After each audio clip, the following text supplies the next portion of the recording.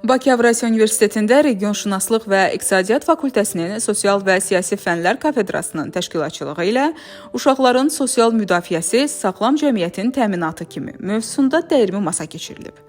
Tədbirdə dekan Mütəllim Rəhimov, kafedra müdiri Aybəniz Rüstəmova, kafedra müəllimləri, həmçinin Azərbaycan Uşaqları İctimai Birliyinin sədri Kəmalə Ağazadə və hüquqşünas Zeynəb Görüşova iştirak ediblər. Müzakirələrdə uşaqların sosial müdafiəsinin cəmiyyətin sağlam inkişafındakı rolu, gənclərin hüququ maarifləndirilməsi və ictimai məsuliyyət məsələləri önə çəkilib. Mütəllim Rəhimov uşaq hüquqlarının insan hüquqları sistemindəki əhəmiyyətini vurğulayıb, Kəmalə Ağazadə ölkədə uşaq hüquqlarının müdafiəsi sahəsində görülən işlərdən danışıb. Zeynəb Görüşova isə valideyn və müəllimlərin bu məsələdə məsuliyyətini qeyd edib. Aybəniz Rüstəmova mövcud vəziyyət və beynəlxalq hüquq baxımından inkişaf perspektivlərini təqdim edib, tədbir tələbələrlə fəal müzakirə və sual-cavab sessiyası ilə yekunlaşıb.